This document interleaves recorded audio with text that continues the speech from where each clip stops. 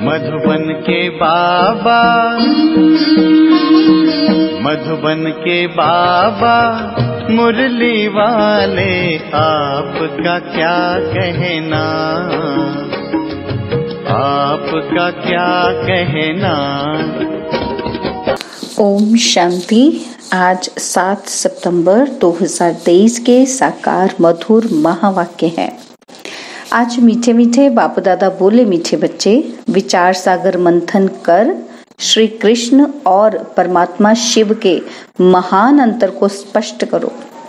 बाबा बोले, मीठे बच्चे विचार सागर मंथन कर श्री कृष्ण और परमात्मा शिव के महान अंतर को स्पष्ट करो। बाबा ने आज प्रश्न पूछा कि ब्रह्मा बाबा अपने आप से क्या बातें करते हैं, उन्हें वंडर क्या लगता है। और उत्तर में बाबा ने समझाया कि ब्रह्मा बाबा अपने आप से बातें करते कि पता नहीं क्या होता जो शिव बाबा घड़ी घड़ी भूल जाता है। ऐसे तो नहीं कि बाप जब प्रवेश करते हैं तब याद रहती है, बाबा चले जाते हैं तो याद भूल जाती है। परंतु मैं तो उनका बच्चा हूँ, याद भूल क्यों जाती? क्या मेरी याद से ही बाबा आते हैं? ऐसे ऐसे बाबा अपने आप से बातें करके वंडर खाते रहते हैं। मुरली का गीत है, तू प्यार का सागर है। ओम शांति। शिव बाबा बैठ करके अपने सिकिलदे बच्चों को समझाते हैं कि गीता का भगवान कौन है, क्योंकि इस समय भारत में है अज्ञान अंधियारा। इसको कहा जाता है घोर अंधियारा, अज्ञान अंधियारा। और फिर सोचना चाहिए ज्ञान का। परमपिता परमात्मा को ही मनुष्य मानते हैं कि वह ज्ञान का सागर है, नॉलेजफुल है। अच्छा, वह ज्ञान का सागर है तो उनसे क्या मिलता है? नदियों से पानी मिलता है तो भर भर कर स्नान भी करते हैं। तुमको ज्ञान सागर से क्या मिलता है? एक बूंद। बाप आकर बच्चों को समझाते हैं कि मैं ज्ञान का सागर हूँ, तुमको बूंद देता हूँ। कौन सी बूंद? सिर्फ कहता हूँ कि मैं तुम्हारा बाप हूँ, तुम मुझे याद करो। समझो कि हम अपने शांति धाम सुख धाम जाते हैं। ज्ञान सागर 1 सेकंड में जीवन मुक्ति बैकुंठ में भेज देते हैं। घर बैठे भी दिव्य दृष्टि दे देते हैं। मनुष्य तो 1-2 को सामने दृष्टि देते हैं, बाबा घर बैठे बैठे साक्षात्कार करा लेते हैं। एक बूंद मिलने से तुम यहाँ से चले जाते हो, यहाँ बैठे बैठे तुम बैकुंठ में चले जाते हो। अब बाप बैठ समझाते हैं कि गीता का भगवान कौन है। वह है ज्ञान का सागर निराकार। मनुष्य तो गाते हैं श्री कृष्ण के लिए। अब तुमको समझाना है कि श्री कृष्ण ने ज्ञान नहीं सुनाया। पहले पहले तो कहते हैं श्री कृष्ण ने माता के गर्भ से जन्म लिया, कंसपुरी थी, और फिर आवाज हुआ, हे कंस, तुमको मारने वाला आ चुका है। यह तो जानते हो सब असुर हैं। कंस, जरासंधि, अकासुर, बकासुर, पाप आत्माएं सबका विनाश करने के लिए उनका जन्म दिखाते हैं। तो श्री कृष्ण ने जन्म लिया, वह तो छोटा था, और फिर ज्ञान कब दिया? वह तो युद्ध के मैदान में श्री कृष्ण का बड़ा रूप दिखाते हैं, छोटा तो नहीं दिखाते हैं। वैसे ही श्री कृष्ण जयंती के बाद फिर गीता जयंती दिखाते हैं। कुछ समय के बाद जब वह बड़ा हुआ तब ज्ञान दिया होगा। यह भी दिखाते हैं कि जन्म लिया है, टाइम भी दिखाते हैं, रात्रि के समय। और यहाँ तुम देखते हो शिव बाबा की पधरारमणी हुई है, किसी को पता ही नहीं कि कब प्रवेशता हुई। शिव बाबा तो बच्चा बना ही नहीं है, वह तो बूढ़े वानप्रस्थ अवस्था में आया है। कब आया उसकी डेट है ही नहीं। श्री कृष्ण की तो तिथि तारीख है और वह गर्भ से पैदा हुआ है। यहाँ शिव बाबा तो ज्ञान का सागर है, उनको छोटा होना नहीं है जो फिर बड़ा होकर ज्ञान सुनाए। श्री कृष्ण का जन्म तो स्वर्ग में हुआ, वह किसी को राजयोग सिखला न सके क्योंकि खुद ही राजा है। बरोबर तुम जानते हो निराकार बाप ही आकर राजयोग सिखलाते हैं, पतितों को पावन, राजाओं का राजा बनाते हैं। उस हद के रात और दिन तथा इस बेहद के रात और दिन के अर्थ में भी फर्क है। यह है संगम, जबकि ब्रह्मा की रात पूरी हो, ब्रह्मा का दिन शुरू होता है। यह है बेहद की रात्रि, अज्ञान अंधियारा, सतयुग में है सोचरा। उस रात की बात नहीं, वह तो श्री कृष्ण का जन्म रात में मनाते हैं। वह हुई हद की बात और यह है बेहद की। बाप कहते हैं मैं आता हूँ, मेरी कोई तिथि तारीख नहीं।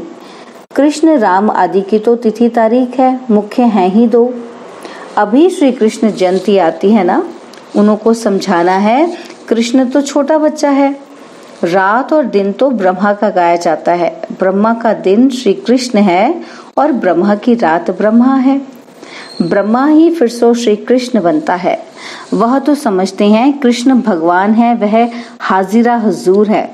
तो इस पर भी समझाना है। तुम्हारी है शिव जयंती व शिवरात्रि कहो। शिव जयंती कहना ठीक है, यह भी समझाना होता है। वह गर्भ में तो आते ही नहीं हैं, साधारण तन में आते हैं। श्री कृष्ण की तो 8 पीढ़ी चलती हैं। छोटेपन में उनको मोहन अथवा कृष्ण कहते हैं। जैसे प्रिंस ऑफ वेल्स है, वैसे पहले पहले गद्दी इंद्रप्रस्थ की, प्रिंस ऑफ इंद्रप्रस्थ, फिर वह प्रिंस से किंग होगा। कृष्ण अक्षर नहीं, महाराजा नाम ही गाया जाता है। श्री लक्ष्मी नारायण को महाराजा महारानी कहते हैं। किंग अक्षर अंग्रेजों का है, असल नाम महाराजा महारानी है। ऐसे नहीं कि नारायण ने ज्ञान दिया था, स्वयंवर बाद श्री कृष्ण फिर श्री नारायण बनते हैं।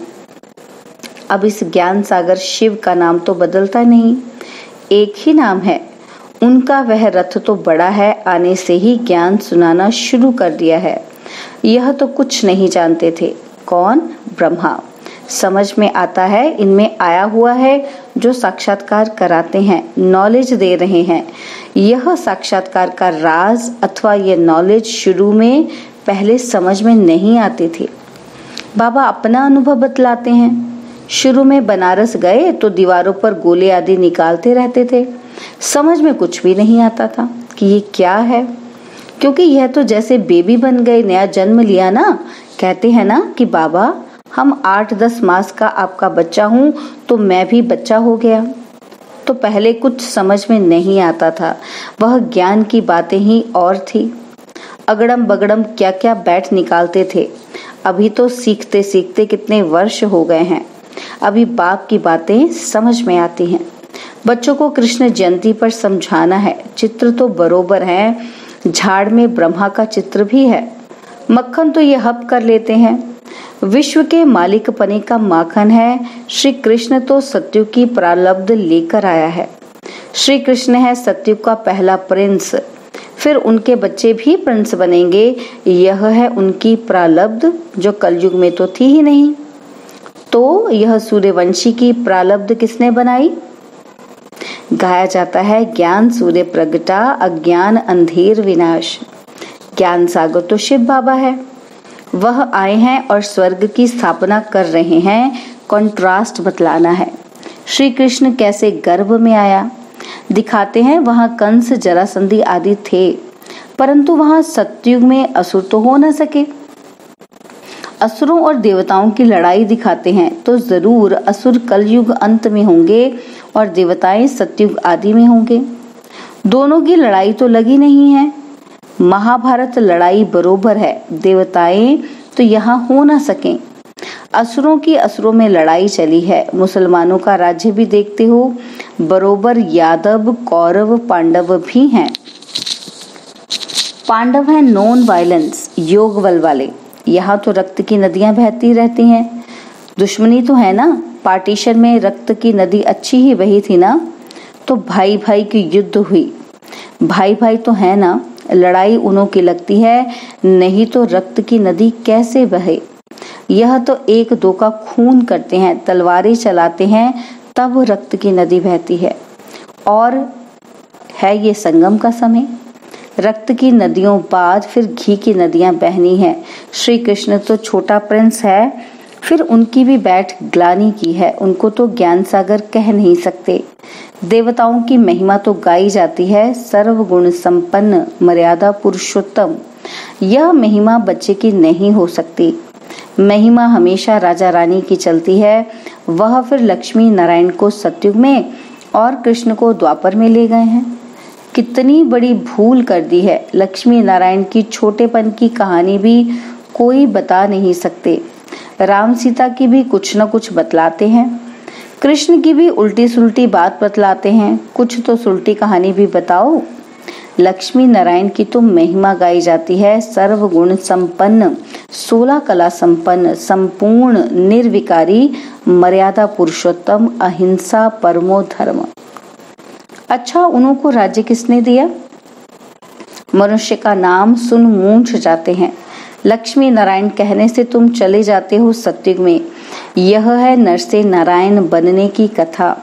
श्री कृष्ण बनने की कथा नहीं कहते, इसको सत्य नारायण की कथा कहेंगे। सत्य कथा कृष्ण की कथा नहीं कहा जाता। सत्य कृष्ण की कथा नहीं कहते हैं ना, सत्य नारायण की कथा कहते हैं। तो सच्चा बाबा ज्ञान सागर ये कथा सुनाते हैं। सारे सृष्टि के आदि मध्य अंत की कथा है, उसमें श्री लक्ष्मी नारायण की कथा भी आ जाती है। उनके 84 जन्मों की कथा दिखलाते हैं। श्री नारायण की कथा से बेड़ा पार हुआ। बरोबर बाप बैठ बच्चों को नर से नारायण बनने की सच्ची कथा सुनाते हैं। श्री नारायण तो बड़ा है ना। स्वयंवर से पहले कौन थे? क्या लक्ष्मी नारायण ही नाम था या दूसरा और कोई नाम था? हैं राधे कृष्ण, जिनका स्वयंवर बाद लक्ष्मी नारायण नाम रखा है।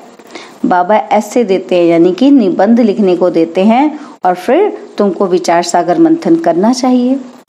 पहले नंबर की भूल है यह, तुम जानते हो अभी है कलयुग, यादव कौरव पांडव भी हैं, कलयुग का समय भी है और कलयुग के बाद जरूर सतयुग होगा। बाप कहते हैं मैं गाइड बन आया हूँ, रावण के चंबे से छुड़ाए वापस ले जाने, आत्माओं को ही ले जाऊंगा। गाया जाता है आत्मा परमात्मा अलग रहे बहुकाल। ऐसे नहीं कि कृष्ण अलग रहे बहुकाल, महिमा ही उस निराकार की है। सुंदर मेला कर दिया जब वह सतगुरु मिला दलाल। यहाँ तो सब गुरु ही हैं, गाया हुआ है सतगुरु मिला दलाल। सत्य परमपिता परमात्मा दलाल के रूप में मिलते हैं। सौदा दलाल द्वारा होता है, यह भी सगाई होती है। आत्मा और परमात्मा अलग हैं। परमात्मा है निराकार, वह आकर इसमें प्रवेश कर तुम्हारी सगाई करते हैं, खुद दलाल बनते हैं। कहते हैं मुझ परमपिता परमात्मा को याद करो। इस शरीर में बैठ कहते हैं मामेकम याद करो। मैं तुमको माया रावण से लिबरेट कर साथ ले जाऊंगा। तुमको फिर रजाई देकर मैं निर्वाण धाम में बैठ जाऊंगा। कृष्ण थोड़े ही ऐसे कहेंगे, यह है ही आत्मा और परमात्मा। कृष्ण तो छोटा बच्चा है, बातें तो बहुत हैं समझाने की। तो बाबा ने समझाया है कि कैसे इनमें प्रवेशता हुई और फिर समझने लगा मैं राजाओं का राजा बनता हूँ। विष्णु का साक्षात्कार हुआ और दिल में बहुत खुशी हुई। फिर विनाश का साक्षात्कार भी हुआ, परंतु इतना समझ में नहीं आया। अभी समझते हैं कि बाबा ने ये साक्षात्कार कराया, तुम नर से नारायण बनेंगे, परंतु उस समय इतनी समझ नहीं थी। जैसे बाबा रात को बतला रहे थे कि पता नहीं क्या हो जाता है जो शिव बाबा को याद करना भूल जाता हूँ। ऐसे तो नहीं कि बाप जब प्रवेश करते हैं तब समझता हूँ कि बाबा आया है, याद रहती है। बाबा चला जाता है तो भूल जाता हूँ।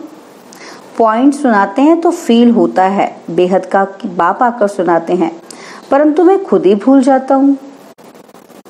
क्या मेरी याद से ही आता है ना? बाबा को ये भूल जाता है कि शिव बाबा बोलते हैं या उनकी याद से ही आता है। ऐसे कहें कि मैं घड़ी घड़ी याद करता हूँ। भल आवे, इसमें तो सबका कल्याण है। याद ही मुख्य हो जाती है, आए ना आए, बाप को याद जरूर करना है। बाबा ने समझाया है कि गीता जयंती के बाद होती है कृष्ण जयंती। तो पहले है शिव जयंती, फिर गीता जयंती, फिर कृष्ण जयंती। शिव तो बड़ा है, फट से आया और गीता सुनाई, छोटा तो नहीं है। इन बातों पर विचार सागर मंथन करना चाहिए कि कैसे हम समझाएं। पहले ख्याल करो शिव किसको कहते हैं, जिसकी रात्रि मनाई जाती है। सत्युग है श्री कृष्ण की राजधानी। नर से नारायण बनने की नॉलेज तो जरूर फादर ही देंगे, वह नॉलेजफुल है और किसी को नॉलेजफुल नहीं कहा जाता। गॉड इज नॉलेजफुल, रचयिता बीज रूप है, वही ड्रामा की नॉलेज सुनाएंगे। ड्रामा कब शुरू होता है और फिर कब पूरा होता है किसी को पता ही नहीं है। सतयुग से कलयुग अंत तक वर्ल्ड की हिस्ट्री, ज्योग्राफी कैसे रिपीट होती है ये कोई समझा नहीं सकते। सुनावे वह जो त्रिकालदर्शी हो। त्रिकालदर्शी तो कोई है ही नहीं सिवाय एक के, वही तुमको त्रिकालदर्शी बनाते हैं। अच्छा, मीठे मीठे सिकिलदे बच्चों प्रति माता पिता बाप दादा का याद, प्यार और गुड मॉर्निंग। रूहानी बाप की रूहानी बच्चों को नमस्ते। हम रूहानी बच्चों की रूहानी बाप दादाजी को दिलवा जान सिकवा प्रेम से नमस्ते। ओम शांति। प्यारे बाबा, मीठे बाबा, मेरे बाबा, शुक्रिया बाबा, शुक्रिया बाबा, शुक्रिया। धारणा के लिए मुख्य सार है, पहला पॉइंट है, मास्टर नॉलेजफुल और त्रिकालदर्शी बन श्री कृष्ण और परमात्मा शिव के महान अंतर को स्पष्ट कर घोर अंधेरे से निकलने की सेवा करनी है। और सेकंड पॉइंट है, बाबा जो ऐसे यानी कि निबंध देते हैं उस पर विचार सागर मंथन करना है, ख्याल करना है कि कैसे किसी को समझाएं।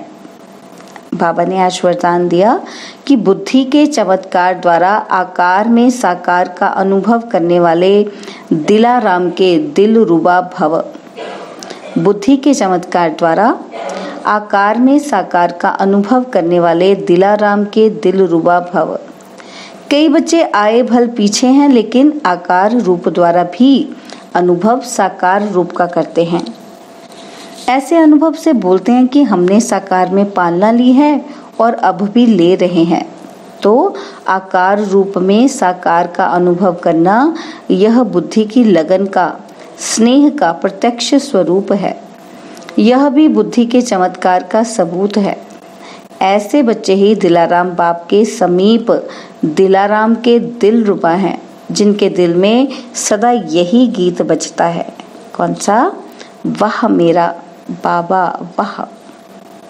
स्लोगन है, त्यागी आत्मा के हर कर्म व कदम में सफलता समाई हुई है।